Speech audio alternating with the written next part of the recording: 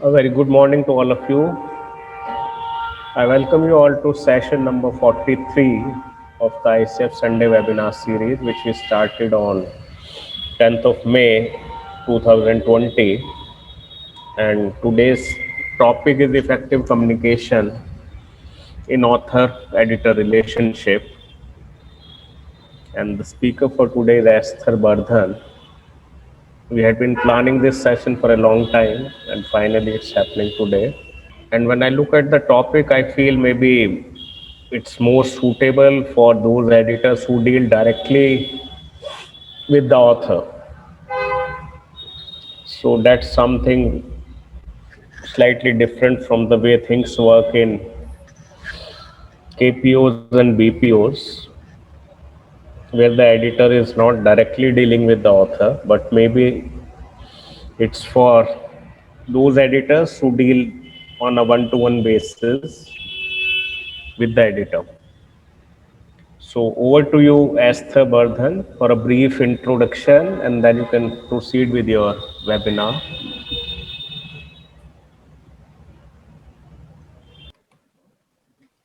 Hi, my name is Esther Bardhan, and I work as a editor on contract for Cactus Communications. I work for their Business and Economics Center of Excellence. My professional journey has been more or less little more than 10 and a half years. And I took a sabbatical in 2010. Before that, I was working as an assistant editor with CNBC TV's print division, and it was called Infomedia 18. So I was heading two magazines there, Search and Logistics magazine. And prior to that, I was working as an editorial assistant with the Times of India for a KPO, NetScribes. So NetScribes is based out of Mumbai. So I was working as Time TOI was a vendor. So I headed three magazines there as a content manager. And I started my career in Delhi. I love to call it Delhi. I love the way Delhi sounds more than Delhi. And I started as a blogger there.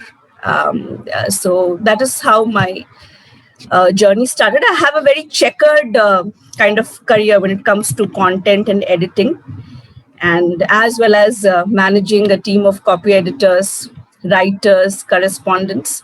It has been good, and I really thank you all today. I thank ICF, Mr. Venkat and Mr. Vivek for this opportunity to speak on a topic which is very less spoken in our industry, editor and author communication. And what reminds me is that in an industry where we want to communicate clearly with our readers, the lines of communication, they're often clogged in between the network in which we work. So I will just take you through why it is important to have good communication, because I see author and or the editor as two cornerstones of a publishing business. They fall, the business falls. Everything depends on editors and authors, and how editors are placed in the entire hierarchy depends. It differs from culture to culture of an organization. Some place like editors take the authority, and in some place they are providers, they are facilitators. So it differs from organization to organization, but we will see overall what it takes to effectively communicate with each other, with editor and author as entities. So I have named my slide Effective Communication in Author and Editor Relationship. So first, I would like to say why editors and authors need each other. So I've often heard people saying that authors need editors much more than editors need authors. Nothing like that. Now the pyramid has flipped with print on demand publishing and with digital publishing. So editors need authors as much as authors need editors. So it is both ways. Now, why do editors need authors? It goes without saying that authors generate content. I mean, we don't need an elaboration on that, that without authors, there would be nothing to publish. Without anyone writing something for us, there wouldn't be anything to publish. Except for in academic publishing, where there are editors who work as researchers as well as potential authors. So they research and they are also into publishing. They publish their own research. So the dynamics is a little different there. But otherwise, you need an author to publish any piece of content. Now, authors are potential readers and subscribers. So we authors, we read the magazine, we read the newspaper, we read the journal, we read the book, and we subscribe to it. So we are very important part of the cog in the wheel. So suppose you are a disgruntled, irate editor, you might want to just be not so good in putting across your point to an author at the risk of, upsetting the author. So one should always think that that author of the declined paper might come back, might return in the career to cite your journal, might recommend your magazine, your newspaper, your website to other colleagues. So it is always better, to be tactful when dealing with authors who might present ambiguous content, authors who are not going to publish in your magazine, who you don't want to, whose papers you have declined. So we have to be very careful that way. Now, authors with an established audience increase the sales momentum with the digital publishing, with Amazon especially. I don't need to emphasize how, and with social media platform, how authors with an established audience get traffic to the website and present a very, enviable, lot of enviable opportunities for revenue generation. Now, having said that, editors need authors, let's see why authors need editors. We don't have to, think much about why.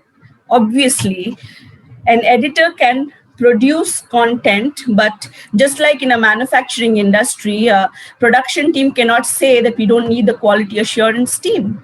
So the quality assurance team has certain benchmarks to test your produce. If they don't meet the benchmarks, then the production fails, the business crumbles. To right from clearing the typos, language, and stylistic issues to mentoring the budding authors, authors do need editors at every step of the way throughout the production chain.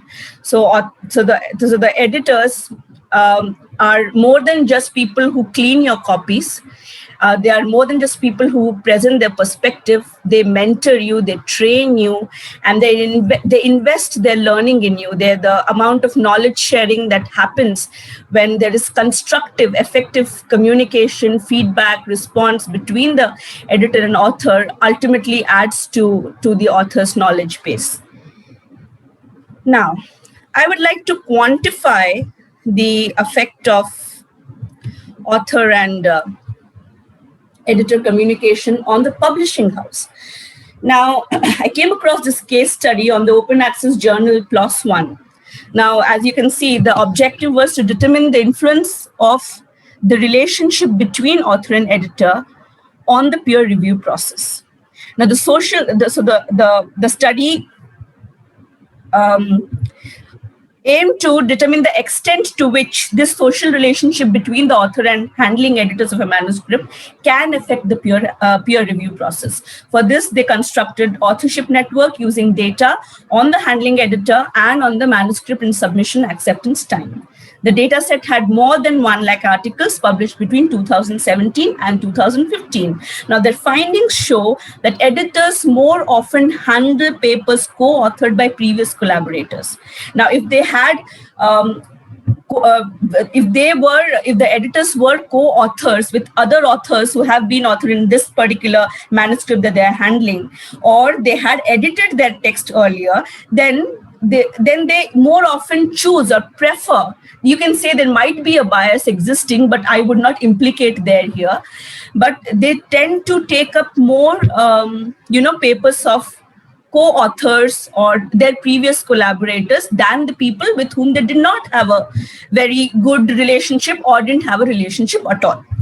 Now, they also saw that, they controlled everything, the editor's experience, performance, and the handling time per manuscript. And they found that prior co-author and editor relationships speed up editorial decisions on an average by 19 days. Now, these editorial decisions are pertaining to the manuscript handling time. Now, this reduces, when an author and editor, they share a good relationship, it reduces the manuscript handling time, which increases author satisfaction, increases the number of journal citations and its impact factor, and enhances the journal's reputation in the community. So the thing is, now this is restricted to a journal. But come to think of it, even in the context of a newspaper or a website or a magazine, suppose I know very well that this author gives me good content, high quality content. I would not spend much time processing the document or editing that document. So my handling time reduces automatically, and I can allocate my resources to something which needs my time and my attention. So if there is a good author and editor relationship, it is proven that it reduces the manuscript handling time, which takes resources, which messes up with the editor's cash flow. And on top of everything, it demands a lot of resources in terms of, recruiting peer reviewers, inviting them, and back and forth correspondence. Next. Now, having established that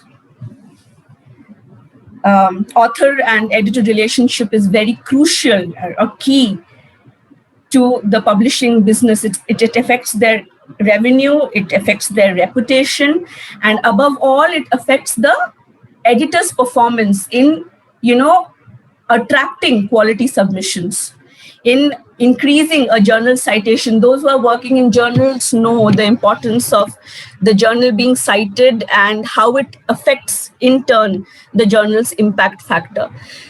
So having established that, let's go ahead and see how do we establish that kind of a relationship.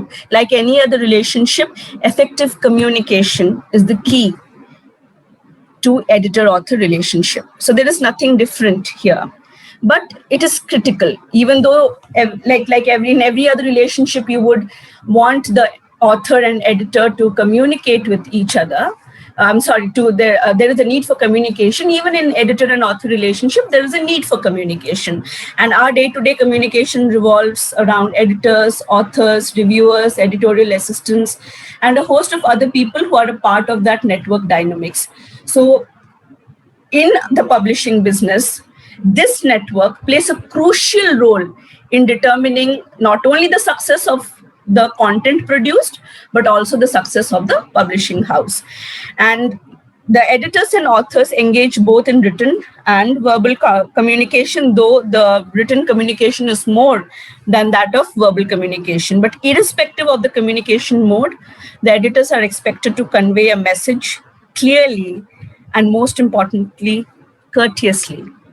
Most editors and authors in the scholarly publishing realm are non-native English speakers. Now, in our line of work, which is global in nature, we work with editors and authors who are from different parts of the world, of the universe. So it makes it even more important that we clearly convey a message to non-native English speakers. So the key is to have an effective communication policy in place where even non-native English speakers feel valued, and their concerns, their questions can be addressed in a manner that puts them at ease, instead of, because it is very, the non-native English speakers, since they're miles apart, they tend to get irate over small issues, over very, very small issues, which at the other side of the desk might appear very small to us, but then that flares up into very big issues. So it is very important to have a proper communication policy for non-native English speakers. Now, having said that, we need to know how do we communicate with each other. Now, effective communication skills for the author. Now, we authors tend to, get anxious very fast. That does not mean, since the editors are our only point of contact other than our agents, that does not mean we'll badger the editor with questions. The editor should not open his or her inbox in the morning and see 10 emails just from one author. So we need to know as authors, when do we contact our editor? When the status of your paper is pending, maybe more than 2 weeks in the journal's online system, when we are making changes to a manuscript, even after the first pass pages. Ideally, after the first pass pages, you should not make major changes, because that really puts a burden on the part of the editor. And if there are any concerns about the peer reviewers or the process, the publishing process as such. Now, how and what to communicate to your editor? Polite and business-like communications, especially when appealing for rejections. Now, we know the fraction of manuscripts that are accepted in a journal. Most of us have been in the place where we have been rejected, or we have rejected someone, either in a newspaper or a magazine or a journal, or when even filtering content for uploading in our websites.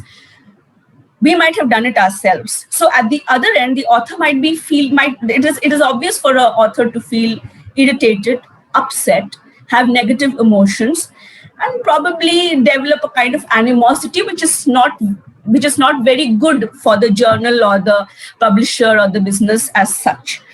So it is better to be courteous. So as authors, when we are dealing with rejections, it is better to take a step back to reflect on whether the author or whether the editors have actually pointed out on the mistakes that could have been costly for the article and for the publishing house, or whether the reviewers have actually done a misconduct. So if you're actually flagging a reviewer's misconduct, it is justified for you to appeal. But even those appeals should be very courteous, should be very politely worded. Then transparency about deadlines is very important. I'll give you an example. Suppose I meet editor at a conference, and the editor tells me, I really like the idea that you presented and I would love to hear from you. So as an author, I'm in no way obliged to tell or run to him with the first draft. No. The first question that as an author I should ask, does the time really matter to you? Because the editor, for all that you might be knowing, is just appreciating your idea and might want to learn more before actually finalizing the project with you.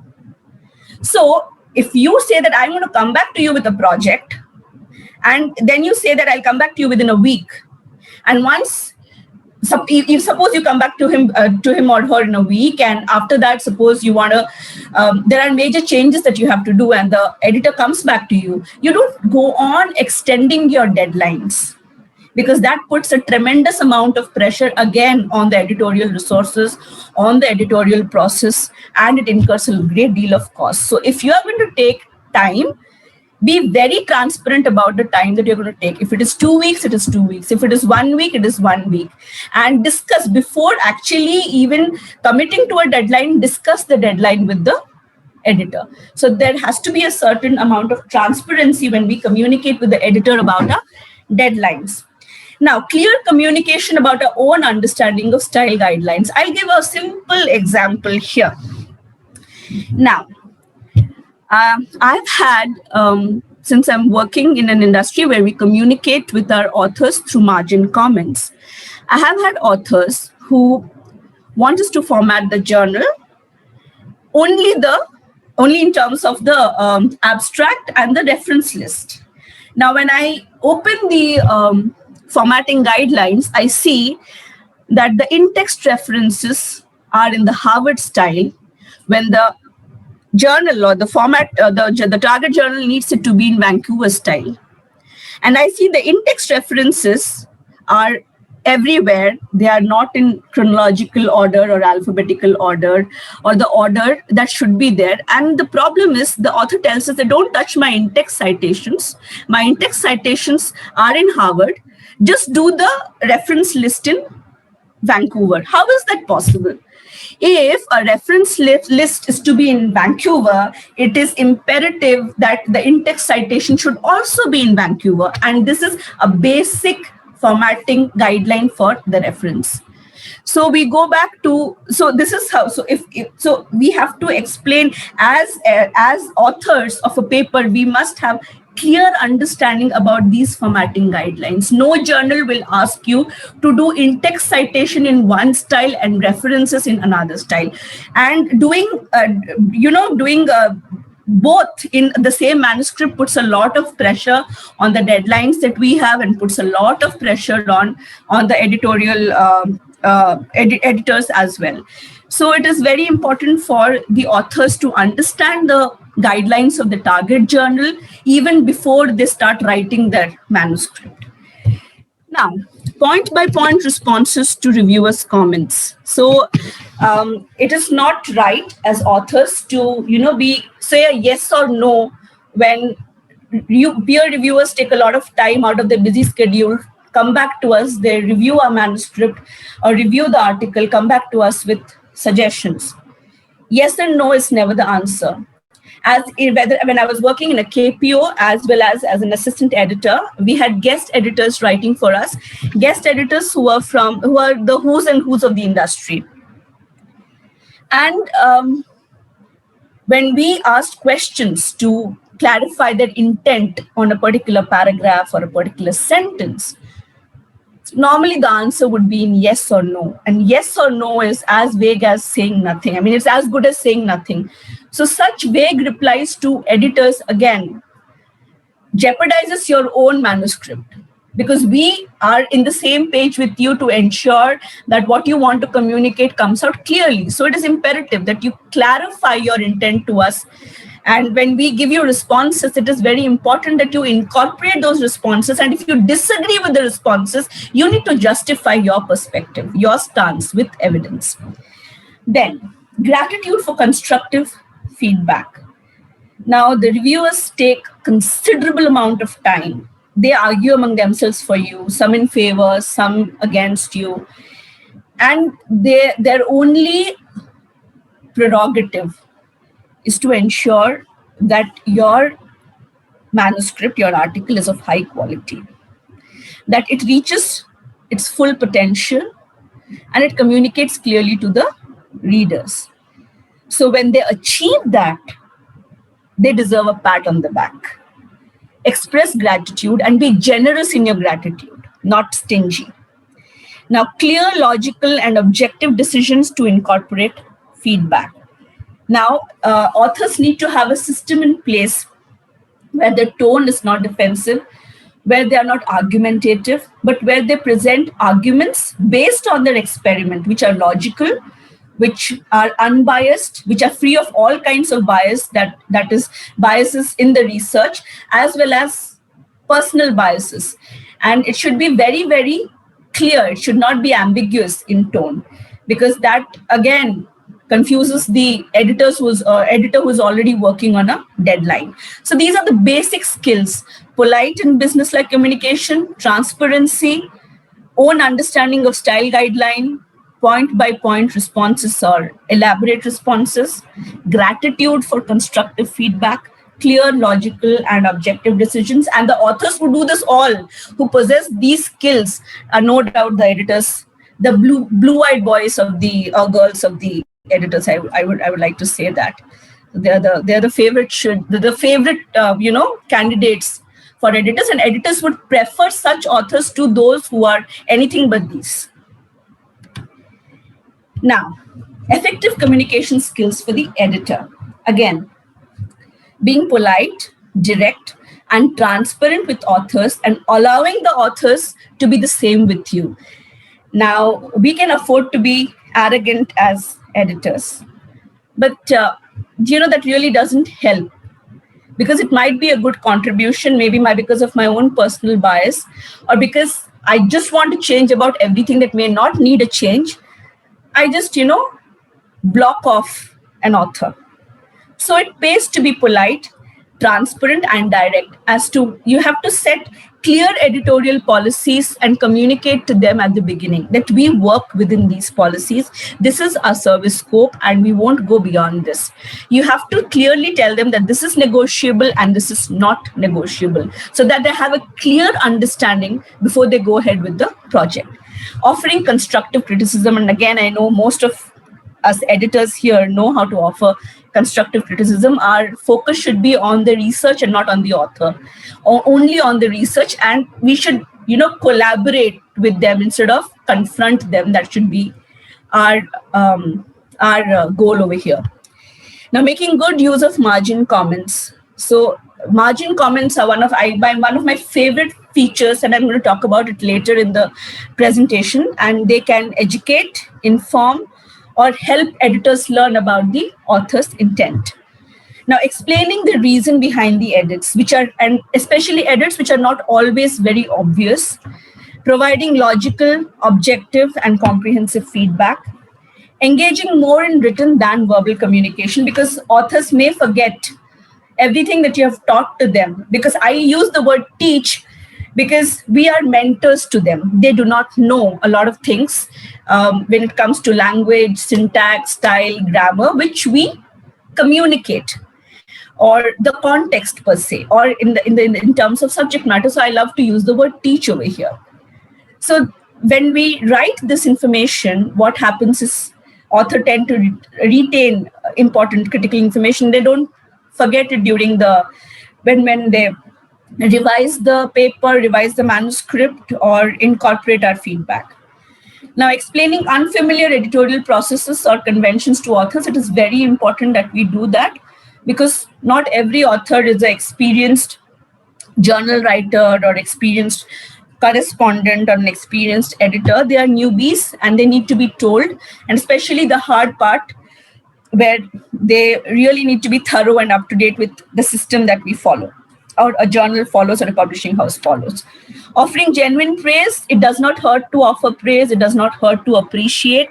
So, instead of just saying it's well written, we can be a little more genuine and generous with our praise for the sections that an author writes well. And I'm very sure authors do come up with well-written sentences, well-written sections.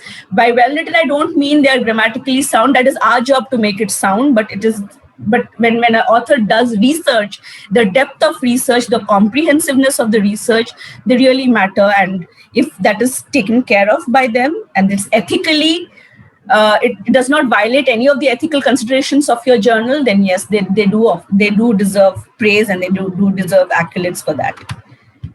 Now, types of author and editor communication: email, margin comments, letter from the editor or the covering letter, and response letter to the reviewers. These are the most predominantly used forms of written communication. Verbal communication is often restricted to face-to-face meetings and telephonic conversation. Now, since the editor and author communication relies more on written communication, let's see a few strategies that can help us improve the written communication. As I said earlier, my favorite is margin comments. I have a few snapshots to show you here. Margin comments, or what most people call author query. I want you to take a good look at this slide.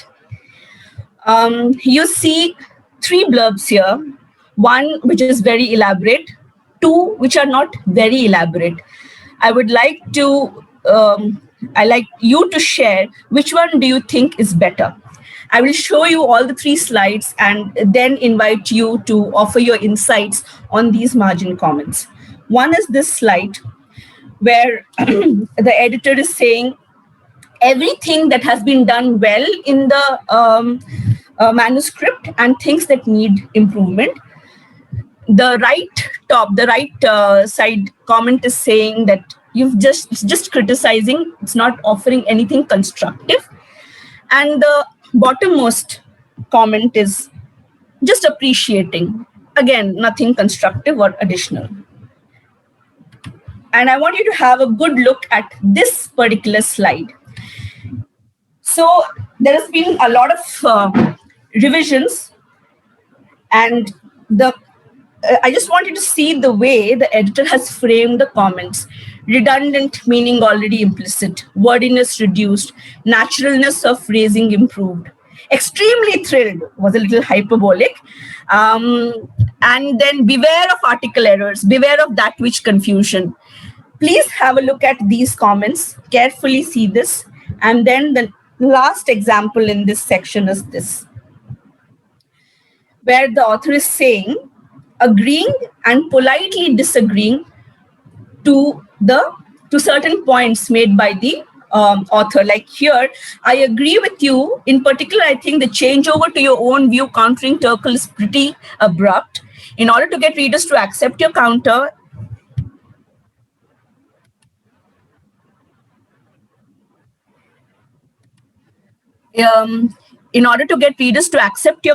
you have to give them some reason to think Turkle's ideas are problematic in some way. Now, these are more elaborative, and I believe that the editor is offering constructive comments here. Now, you've seen the 3 slides. I would like you to unmute and say which strategy the editor should have followed. Anyone?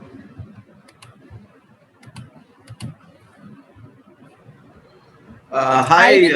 Yes. Hi, Esther. I had just one question which I put in the chat box.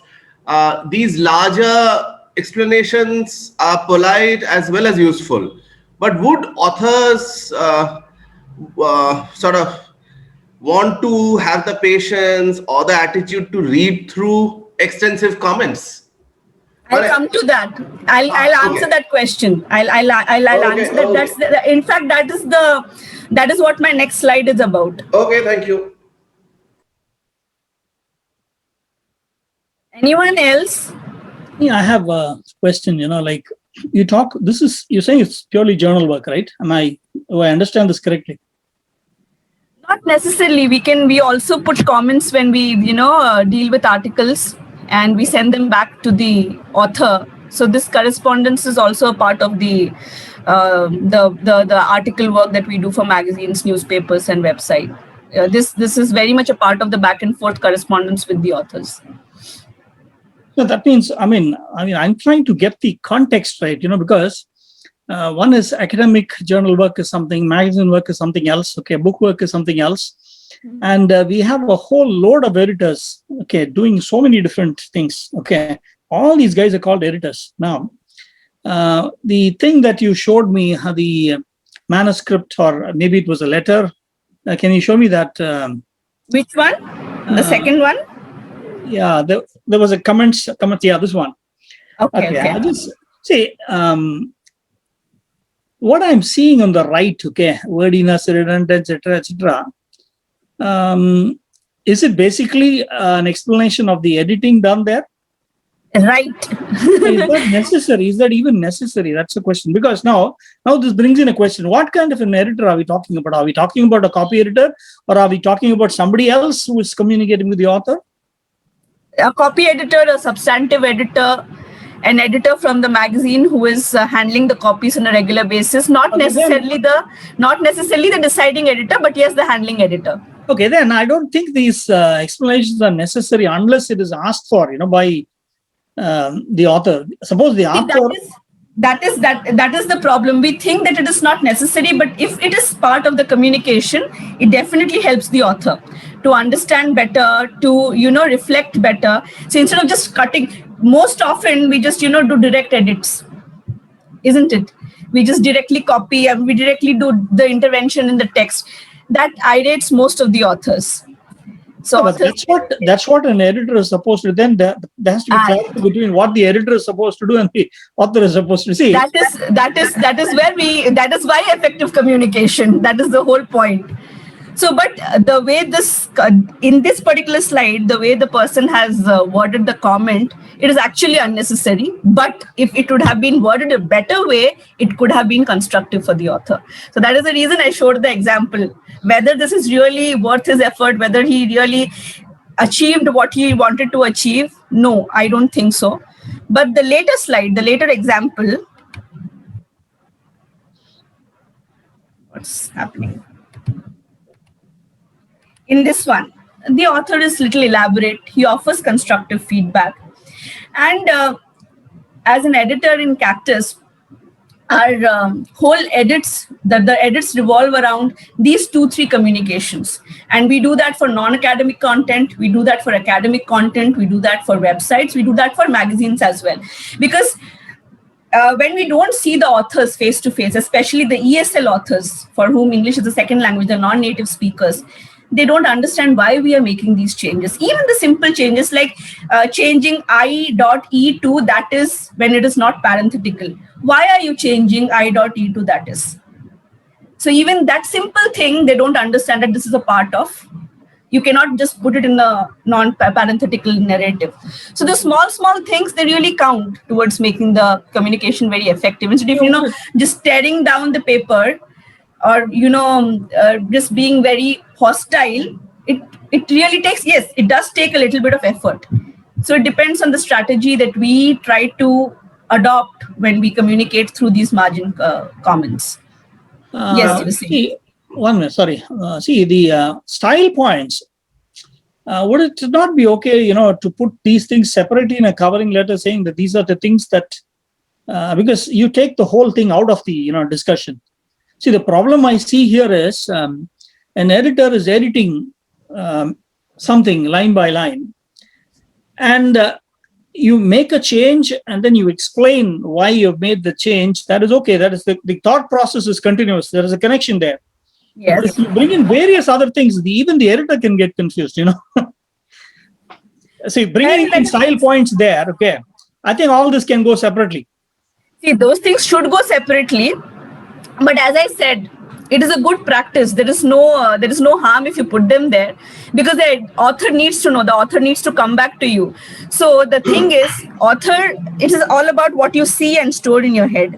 So the more you see that, so the point is you see that here in the margin comment, then you see it again in the covering letter, which is worded in a very different way. So we refer them back to the margin comments. We don't elaborately put everything, because then every time the author has to go back and forth between this page number, this line number, this para number. So rather put it on that line, that para and that page, and say, see, this is where the mistake is. This is where that preposition is missing. This is where that clause, that comma is missing. Because the issues also come up with Oxford commas. Why do we have to use Oxford comma? Why can't we just do away with the Oxford comma? So this small things, if we write a cover letter, we'll be only writing the cover letter. We can either do the edits or do the covers. And when we are dealing with volumes, it really takes a little bit of patience, do the research and put it here, and then refer them back to the cover letter with a statement saying that go back to the margin comments.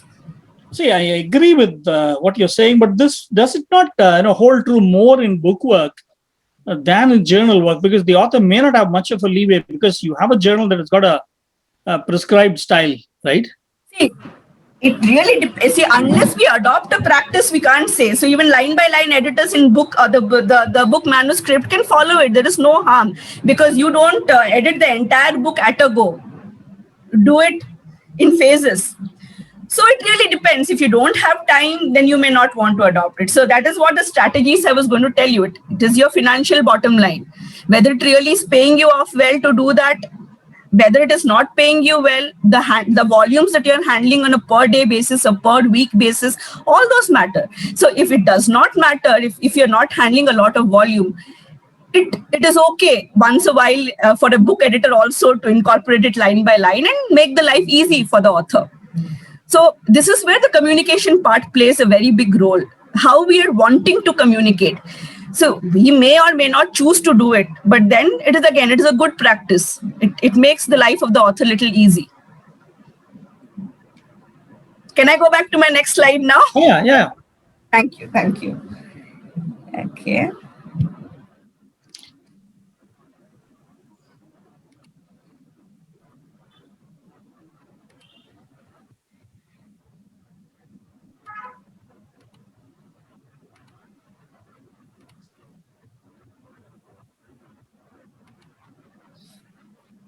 Now, strategies for writing effective margin comments.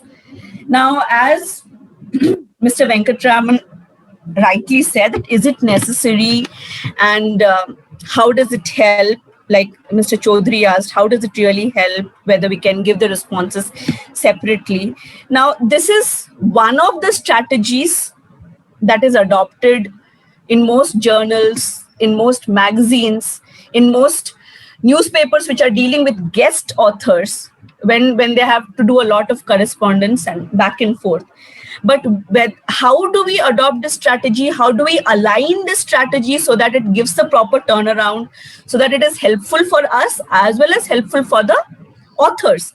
Let us see it in this case study. Now, this is a case study that I was referring to.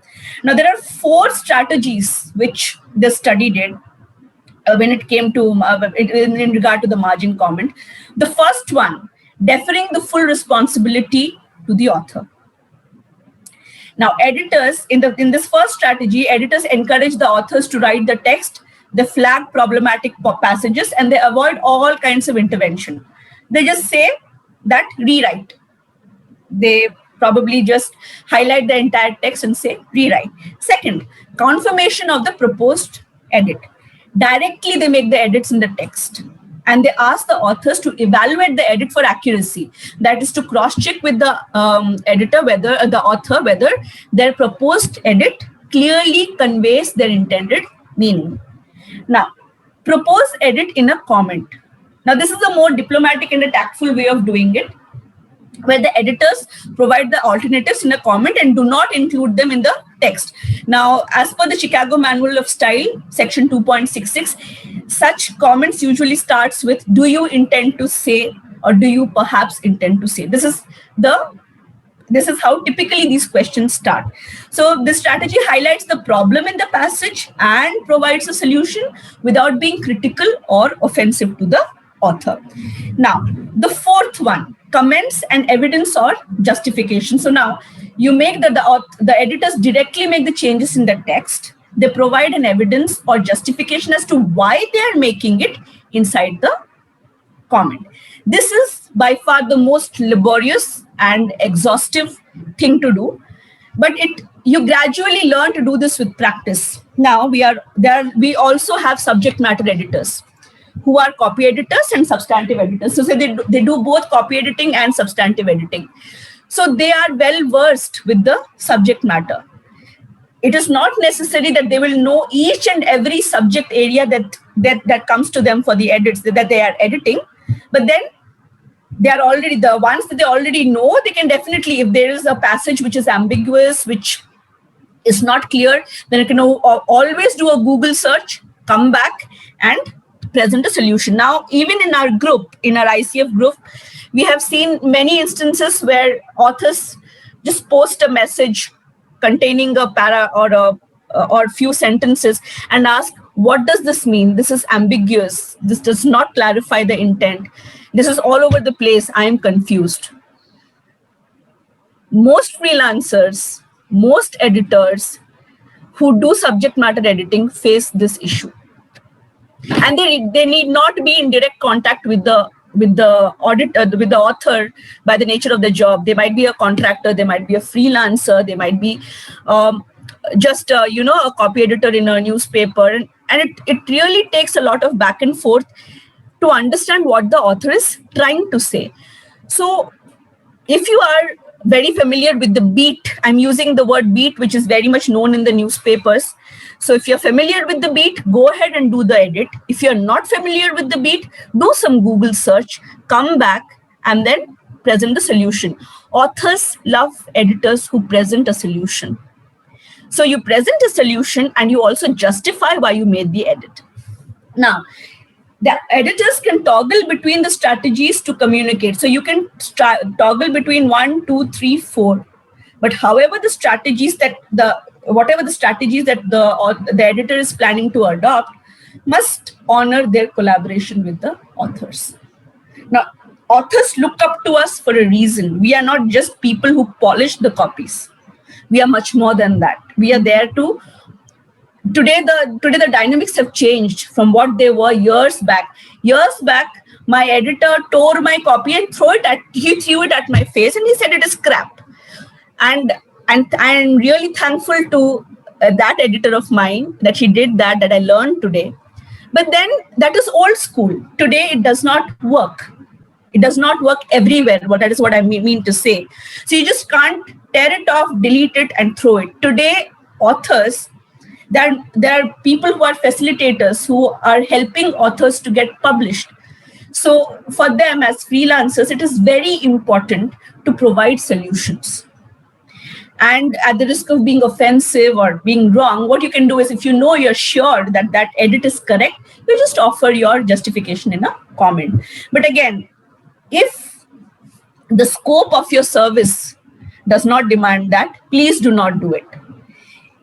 If your financial bottom line cannot absorb that, please do not do it. If you have a lot of volumes to attend to and you don't have time to do the Google search or check other literature, usually we check the literature and refer the author to. So usually what happens is you either give a hyperlink or check the literature and ask the authors to refer to it.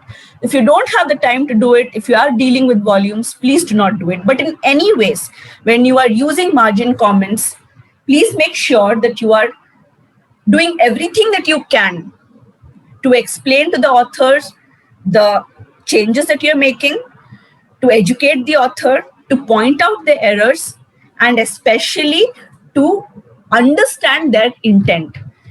Then you can, of course, refer to all these changes in the cover letter, not more than in a line or two, because that will make the author's life easy, so that the author does not have to, juggle between different documents for a single manuscript. It is all there in one single sheet. The author will just see the cover letter, know that these are the changes, and will refer back to the margin comments for a detailed review. Now, the next letter to the author. Here is where we editors play a very crucial role. Now, rejection letters, yes, again, it is in the context of journal, but as an assistant editor, I have had to say no to a lot of guest editors at the risk of losing ads. But then that is where the way we communicate to them comes, plays a very big role as to how you're going to say them a no, how you're going to reject that particular article, because that particular article might not meet your requirements or might not be fit for your journal, your newspaper, or your magazine, but it might be a fit somewhere else. So if it is an experienced author, if you are denying that particular author, the author will go to some other publisher. There's no big deal.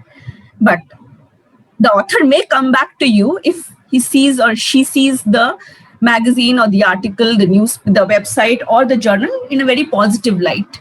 So it really pays to be polite. So the communication must be polite, professional, and quick. So if you're anyways going to reject a manuscript, there's no point in lingering around.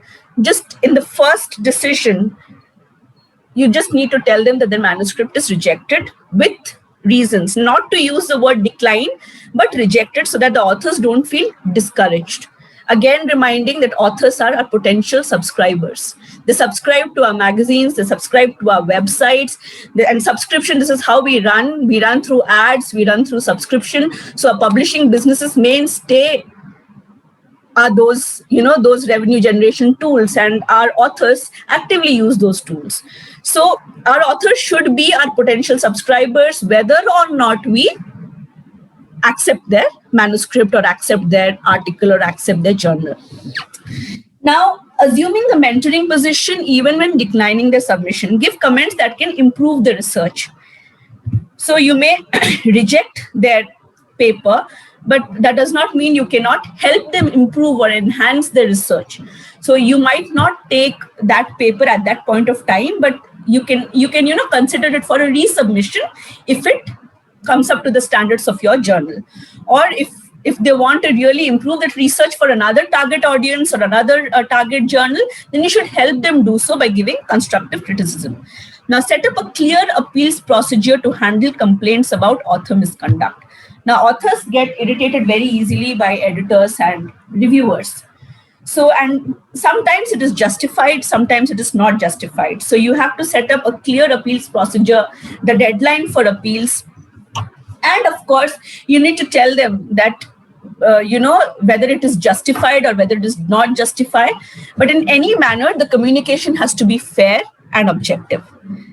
Now, this is about the rejection letters. Now, when we write letter of conditional acceptance, first, again, in the purview of a journal or an article, as an editor, when we are giving feedback to an author, we should first highlight on the positives, the paper's strength, the quality, and its completeness.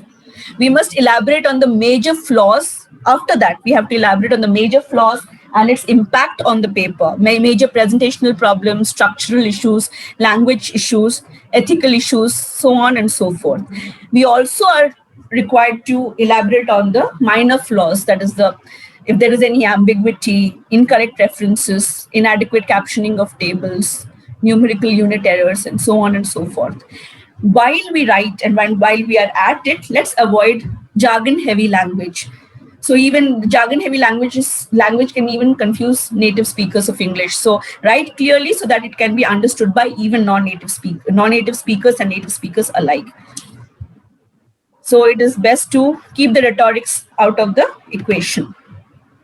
Now, coming to the authors, strategies for writing responses to the reviewers. Now, there is a human tendency when we receive feedback, we generally turn hostile, we become critical, we don't like criticism or feedback. Whenever we receive feedback that comprises a large proportion of our flaws, it is better to take a step back and clear our head, reflect on the issues that are there in the manuscript, reflect on the criticism and the feedback provided by the reviewers, and come back with a response. It is best not to start typing a response as soon as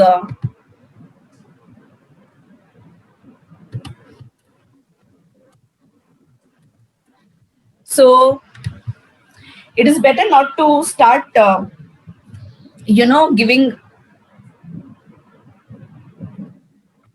responses immediately. So it is better to take your time and then to give the response. Then whenever you provide the responses, provide clear, logical, objective, point-by-point responses. As I said earlier, in your response letter, indicate the page and line number in your response and where in the manuscript those changes can be found, and justify all the changes to the manuscript in the response letter. Now, coming to the cover letter. Along with the responses to the reviewers, always include a cover letter. Now, briefly, just mention the important information about the changes and any points you wish to clarify further.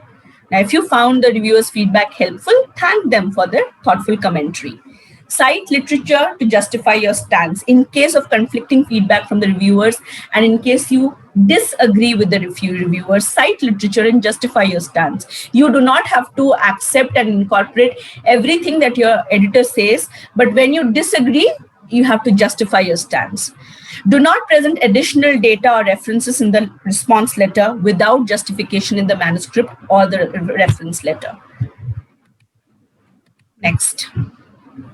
Now, email communication. Now, craft a long email that clearly communicates the responses. For example, an email on formatting style may contain a hyperlink on how to implement the style along with step-by-step guidance on implementation. This approach is particularly suitable when writing to non-native speakers. Choose the right words. Be courteous, be cordial, and tactful. For example, if an editor invites reviewers to review a manuscript and there has been a delay in receiving a reply from someone, then an email to reviewers who have not responded should state that a sufficient number of reviewers have agreed to participate and in the review process, and if they wish to participate, then they can share their expert inputs in the same as soon as possible. So your email has to be carefully worded, choose the right words, not to offend the reader. Now, verbal communication. Always plan and rehearse your telephonic conversations. Engage in small talk. Be slow and engage your listener in the conversation. Now, it is always good to break the ice. Ask the author about when he or she started the academic journey, or when they started as a journalist, when they started as an editor. It is always good to engage in discussion and to break the barriers so that you can engage in more fruitful conversation. And when you are giving a training on the telephone, always plan the trainings ahead of the call so that you know exactly what you're speaking. Maybe the person who is receiving the training at the other end is not as intelligent as you, so you need to be slow and you need to be clear in your communication. Last but not the least, respecting the author's voice. Now, an editor must protect and respect an author's identity. Always read the manuscript before editing it to know what the author is trying to speak. Do only careful and necessary edits. When a manuscript is grammatically correct in terms of subject matter, it is better not to do anything that is unnecessary. It is better not to override the author's perspective or objectives. So unless the manuscript is not violating the style guideline, it would be ideal to refrain from unnecessary edits. Now, in the context of scholarly editing or the scholarly research, scholars must do some research on how to define the voice of the author, measure and interpret its relevance. There is no measure right now because most researchers feel that in academic editing and writing, there is nothing called as author's voice. But yes, it does play a role sometimes, so that needs to be defined. So this is all that I wanted to say right now.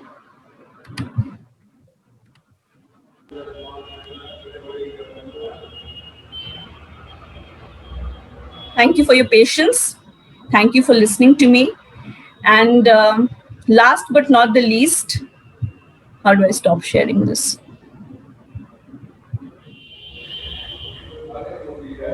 Thanks, Esther. Jyotirmoy has a question. Jyotirmoy, please go ahead. Yeah, I'll just bring it up. So it might take a minute or two. So see, essentially, what I'm bringing up is something that I'm going through right now. It's not exactly an author-editor relationship, but it's probably more under the client-editor relationship that's coming in. But since in my case, I'm a solo worker, all my writers are also my clients, so I'm bringing this up. So it's like this. I signed up recently with signed up means not on a contract, it was all on email, with a large organization, respected organization, for doing a series of editing a series of journal articles for them. Okay. So the reason I didn't do a contract was the email communication from, let's say, my writer, my client on the other side was very clear, was wonderfully written actually, and had all the necessary points. So on the crucial factor of payments, I had asked this person, so how do we do payments? After we did a sample edit and everything was, accepted. And interestingly, this was an organization which was giving payments for sample edits also, which is a rare thing. So I was really pleased and almost emotional.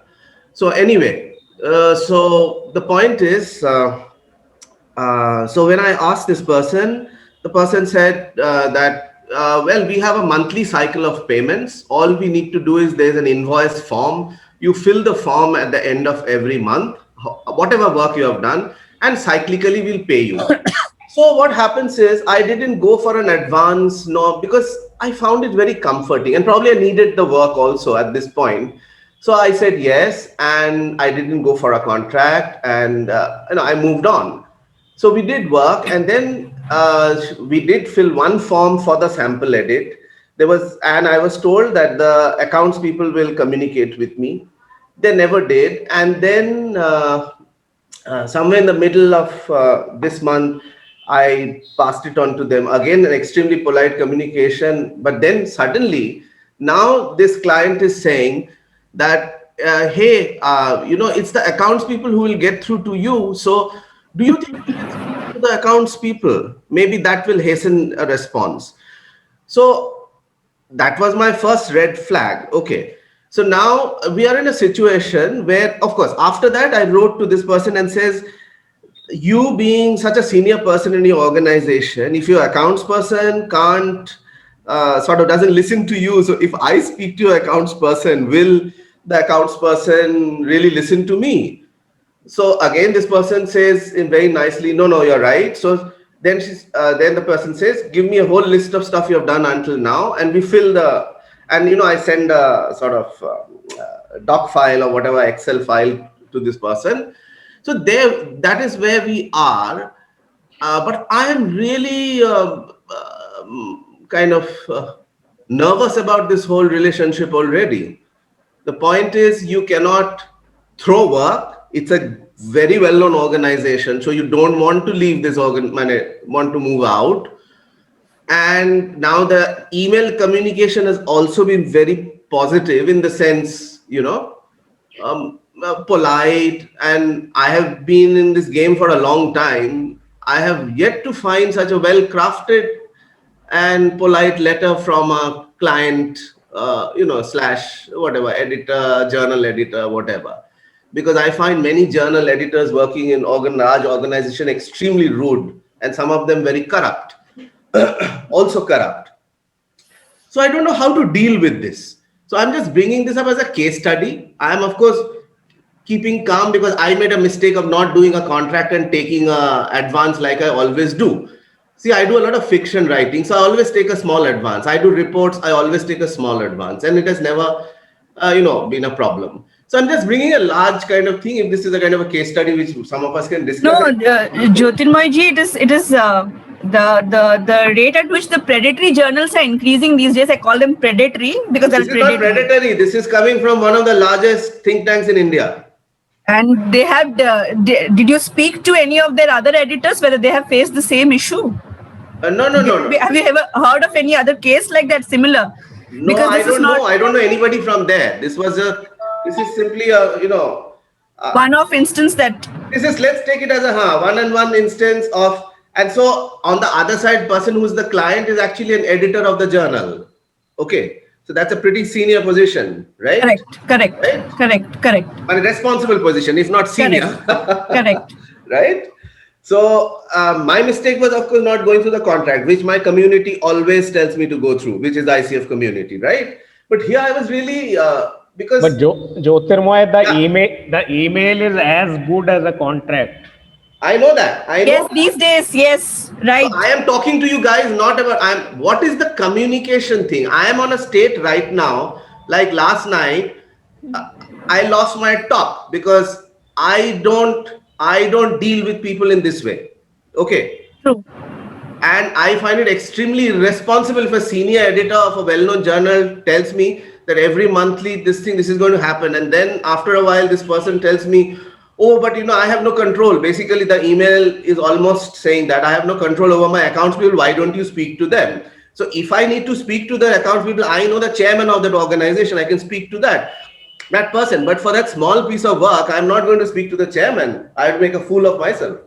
But that speaks volumes about the organization, Jyotirmoyji. I mean, it is one of the biggest, most well-known organizations in India. And let's talk about the communication. What should I be doing right now? We are in a state where the list of articles for month of February has been sent to this person. And of course, I'm going to wait because this person has still not come back to me on this. Once the list has been received, accepted, right?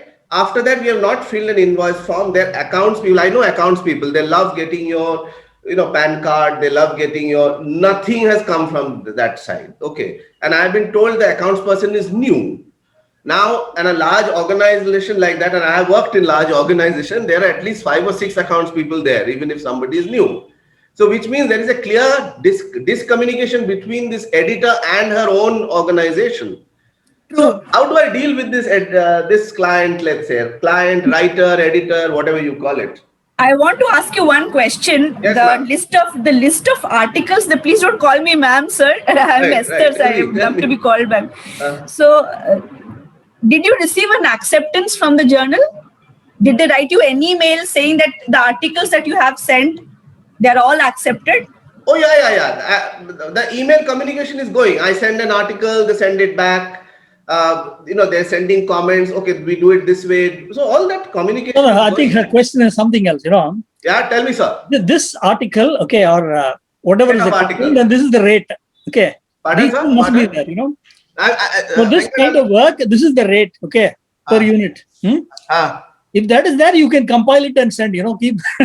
If I that have is not sent it. clear, Venkat, this is exactly what I did. When I sent the list, I even sent the word count and all that. Okay.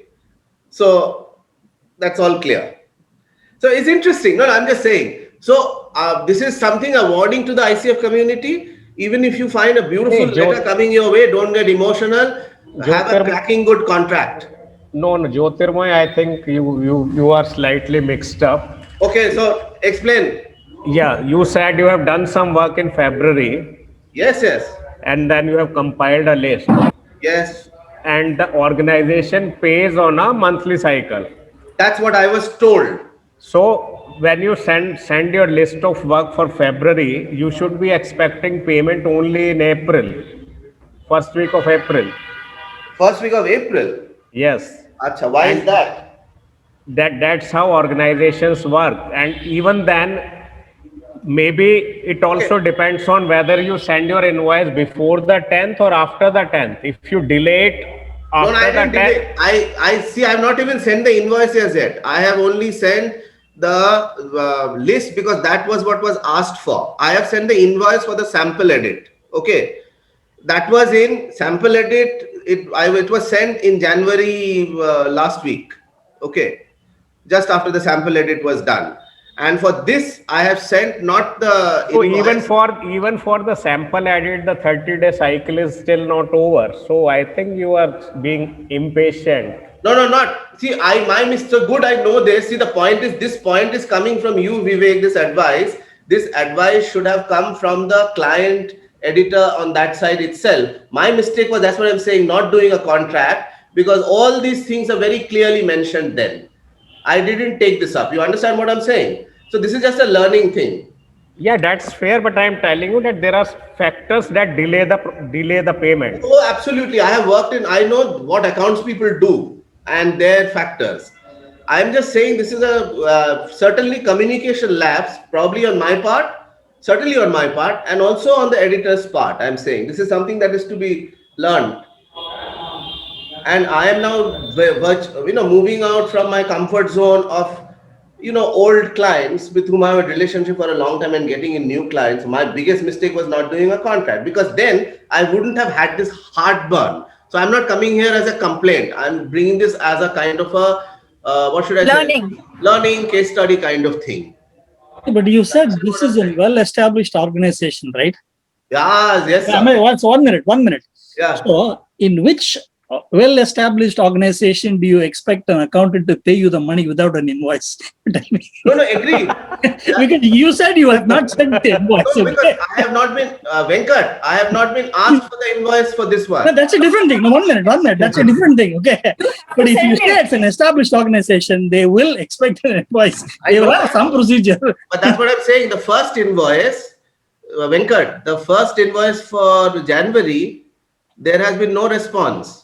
You see, the email communication, I am communicating with the editor on that side. The editor tells me, please fill your sample edit invoice, send it to me. So I send it in January end itself. Okay. Jyotirmoy, how are you, like, in which way will they pay you? Like, it's going to be a check or a straight? I like, don't bank? even know. That's what I'm saying. Then how do you expect to be paid? Have you shared your account number with them? No, but listen to me. The editor, what I'm trying to say is the editor said the accounts people will get to me and get all my details. You understand what I'm saying? They haven't. And that's what I went back to the editor and said, what do we do about it? Now, this so-called organization has an HR. Yeah, has an HR, I'm sure. So you have to flag it with the HR. and you have to tell them, because if in by any chance you have come to that organization through the HR, for the first edit, your HR is responsible to patch No, you through. my communication POC. my communication has always been with the editor. Okay? Not to the HR. All the email communication is with the editor. Now, the I don't know problem anybody is, from the organization. no, there could be a clog from the editor's end, so you probably need to reach out to other people, as the editor himself or herself is saying. Yes. Okay. So you might need to find alternative contact or point of contacts to reach out to. That I'll do only if, that right now I don't want to muddle up a relationship. Yeah, Jyotirmoy, what you need to do is write to your contact and ask him to forward your email to the accounts person, so that you are able to communicate directly with the accounts people, and you can keep your client in CC. That's how it happens.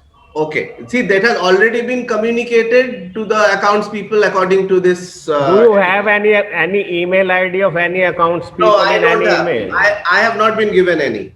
So you have to ask for it. If your client is saying like get in touch with the account people, you please ask your client to give you the email ID or write an email.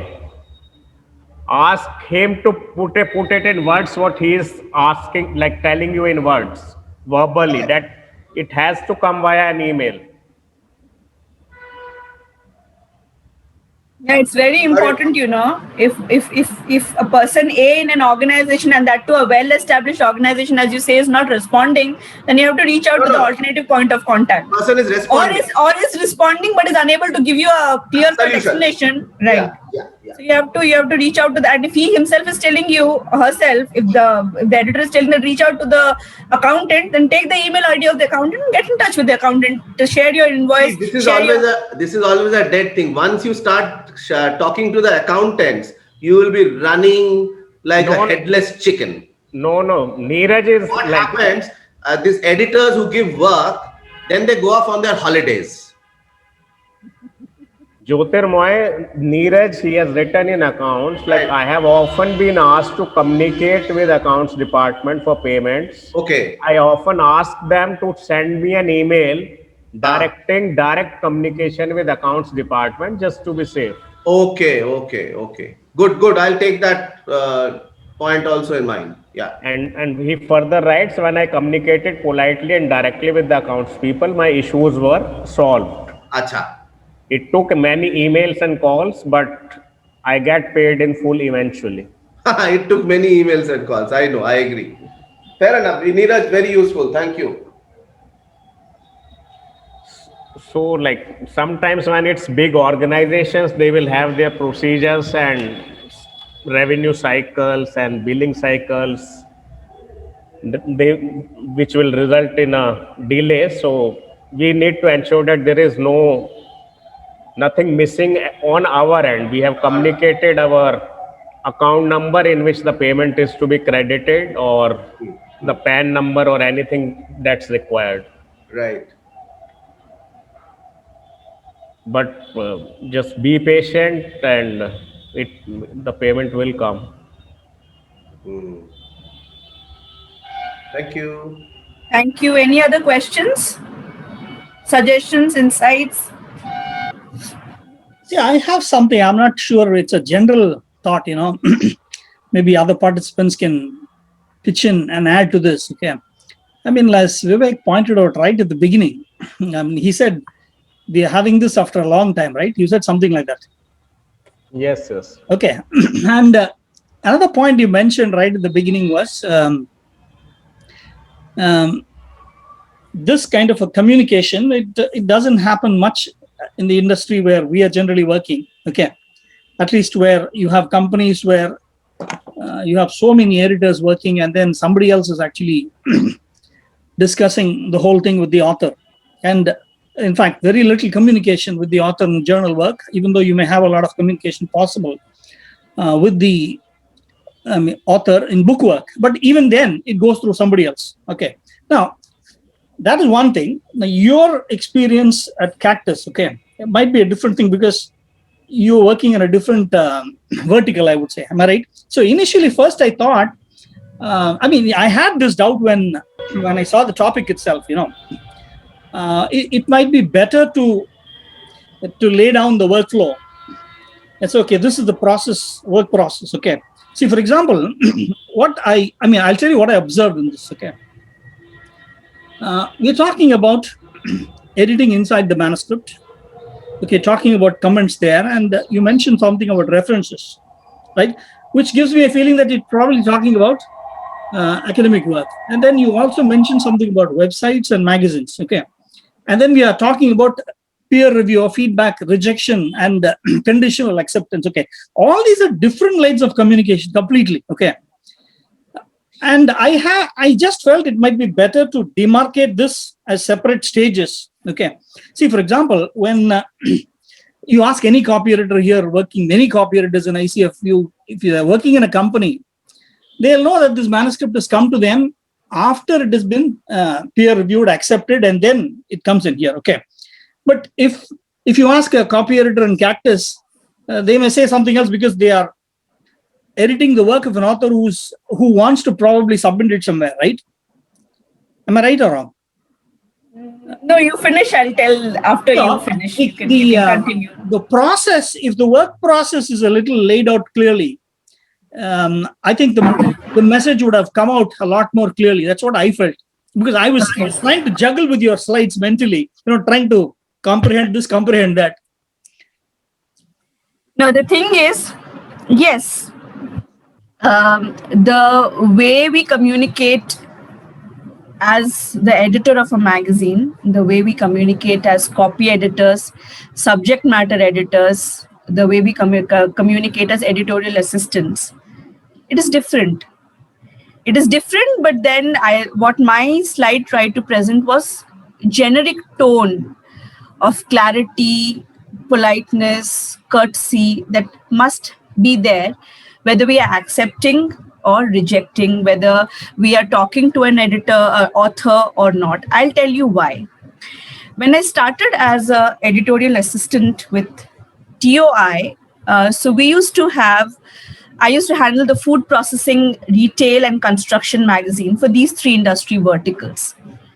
And of course, we went to a lot of conferences and we met a lot of industry professionals. We got articles from them. And there were also in-house writers who used to write for us. So we had a bench of writers, we had a bench of copy editors, and we had guest authors writing for us. Now, at the end of the day, an article has to go to the magazine. It has to fill up those pages set aside. So an article, when it comes to an editor, that is my bench of copy editors, and it is an article. So when we think about the volumes everywhere, we really don't have the time to, filter through the submissions that are given by the guest authors. We just pass it on to the copy editors most often. Whereas in Cactus, they have a proper screening process. And there are copy editors, there are subject matter editors, there are reviewers, there are assistant editors. So again, in Cactus also, there are demarcations, different types of editors. But when a copy comes, when an article comes and we are editing, with regard to, in regard to the margin comments, anyone, whether it is a copy editor, a subject matter editor, whether it is a substantive editor, whether it is a assistant editor or my managing editor who is seeing the manuscript, can communicate through the margin comments or through author query. So it is not that just because I'm in a different organization or I'm working for a journal or I cannot adopt that process. That process can be adopted. And margin comments are gaining popularity these days. Previously, when I started working, there was no such concept of margin comments at all. So I can understand from where you are coming. There was no concept of margin comments. We just used to reject the copy, say the author, we cannot take it, or we will take it for the next issue, and these are the issues. So most often what the magazines faced or the websites that we were working for faced, we never used to get. So when during the deadline, when you have to fill up those pages and you're in a crunch, you don't know from where you will get the content. Certain magazines used to curate the content refine, refurbish the content and present it in a new package, same content, differently packaged. So these were the practical issues. So when we have a margin comment and we have an article to deal with, it can be used. You don't have to, you don't have to be in a particular position or in a particular vertical for for using that particular strategy to communicate with your author. So whether you are in a magazine, whether you are in a newspaper or a website or a journal, you are just editing the copy for the sake of editing it, you can use it. So there is nothing wrong in it. And then there is one more thing that I would like to share. Since you are all copy editors, you have all copy edited. I started copy editing 5 years back. Before that, I was heading or managing a group of copy editors, and I was very proud of the bench of copy editors that I had. Some may not believe it, but they were my best friends and not my colleagues. And I loved hanging out with them. When I hanged out with them, I carry a lot of hurt because of that, which I want to share in this platform. I wanted to share it earlier, but I want to share this. There's a lot of hurt. And because this platform provides us this opportunity to share it, I would like to share it. My copy editor friends were called janitors who used to clean copy. Very harsh to hear. And when I wanted to, along with my copy editors, I used to sit with them late night, when the magazine, just before it went to the designers, I used to sit with them and edit the copies. Why are you cleaning the copies? Are you doing janitor work? It really used to hurt. And it still hurts when copy editors and editors who are actually behind the final production are looked down like that. More often than not, it is because of the lack of communication between inside the team of editors, in-house authors, as well as because of the lack of communication between the authors and editors themselves. So authors will be the same, editors who will edit the copy will be the same. We don't see it in the final product. We only see what is written. But that process, the dynamics which goes into it does not change. So, yeah, we have a janitors union, true. But then if our editors, our bosses, our managing editors need to know that we are not just janitors, we are more than that, then we have to speak out. We have to reach out. We have to effectively communicate that we are not just janitors. No, we head the housekeeping department. I'm more worried about, Jyotirmay suggesting something else to Vivek, No, I don't see why there should be a problem with being janitors. We are looking down on janitors now. I think it's fine being a janitor. It's just like that. Sometimes maybe we should keep the loo unclean. Then it'll be fine. So the point is, we have a higher potential. We don't just clean the copies. We can also do branding. We can teach the authors if they would like to learn, which is very important. And we can help research, a manuscript, an article, or anything reach its potential. At the end of the day, it is the content which is the king. So we are the king and queen makers. So we can help. We play a very big role in making a copy reach its full potential. So communication in this way does play a major role, irrespective of the organization or the vertical in which we work. So it was a generic kind of thing, but yes, definitely we can demarcate it. We can definitely see how copy editors communicate, how journal editors and peer reviewers communicate, and peer reviewers by invitation communicate, how magazine editors communicate. Magazine editors till date communicate like my old editor who tore the copy and threw at my face, and I am very grateful to him because he did that. And yes, so we do have old school editors. We have editors, copy editors, who will scream and shout at you and will not be compassionate at all. And that's all right. They handle large volumes, so it's okay. So, but the thing is, who is okay, whether they are okay, to what extent they are okay, whether there is, a moment where they lose their patience. Yes, communication does play. After all, we are all humans, and does play a major role. And there are a lot of articles which show that often these lines of communications are totally blocked because we only don't want to open them. So how we open them is entirely In up an to organization, somebody may not be able to communicate. They may not even have that scope to communicate. I'm telling They you will about just deal with Cactus. the manuscript.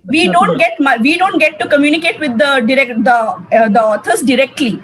So this is our only channel of communication. One is the letters that we send to them, and other is this margin comments. Because other than these two, Cactus, we contractual editors, we don't have any more scope to communicate. But yes, these are very strong means of communication. If you want to communicate about the quality of a manuscript or the problems that are there, they can definitely be, enhanced, aligned as per the scope that exists within an organization or within a copy editing department. Yeah, as the Neeraj, like he has commented in the chat box, as a writer trying to break into editing, I would say that I would have loved if I could have gotten basic margin comments so that I at least knew what to Google. So Thank you, Neeraj. That is true. Even I wish that sometimes. That I wish somebody had trained me earlier about margin comments, which I never used, which had no value to me, and which I got really irritated when I was pushed into. But then it's helping me now. It earns my bread. These margin comments, these letters, they earn my bread. They are my breadwinners. So I edit a copy, and if an ESL author gets irritated at the stuff that I have done, at the way I have dissected his subject matter and why and what gave me the right, yes, I can be very tactful about how to answer through the margin comments, through these letters, and they give some scope to communicate with them, especially when we are not able to see them. We don't know who they are. We are sitting. That's how an editor always communicates, right? I mean, I'm just trying to again understand the word, okay, margin comments, because that's what we've been using forever. Okay, in books, for example, yes. Whatever comments we want to put it, we will put it inside the text, and then maybe write a covering letter. So technically, they use the term margin comments or author query, whatever. I mean, marginalia or author query. So basically, yes. So how good or bad? So the 4 strategies that I shared is what we want to adapt or adopt based on our requirements and based on our bottom line, our volumes. So we can align and adapt the method based on our requirements. And of course, the service scope. Now in Cactus we have something called a standard edit, premium edit.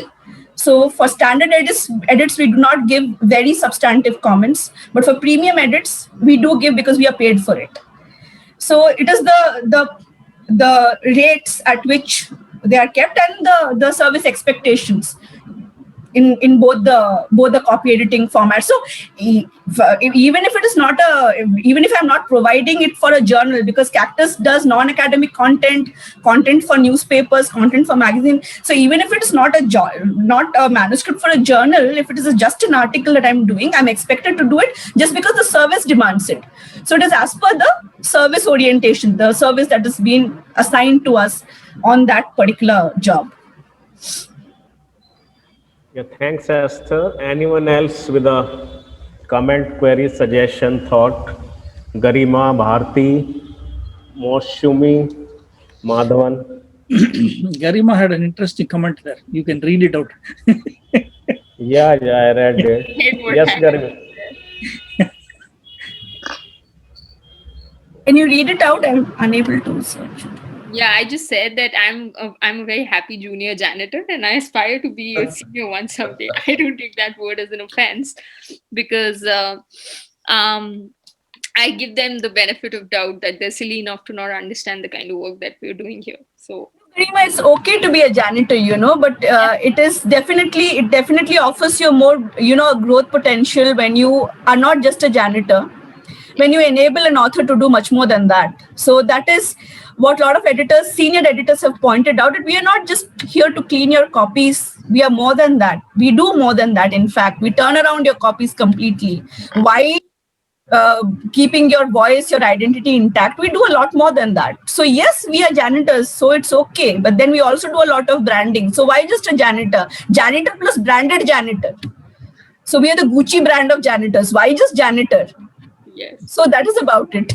Yes, yes, Esther. We have a session on branding coming up on 14th of March by Ganesh. So he will tell us how we should brand ourselves.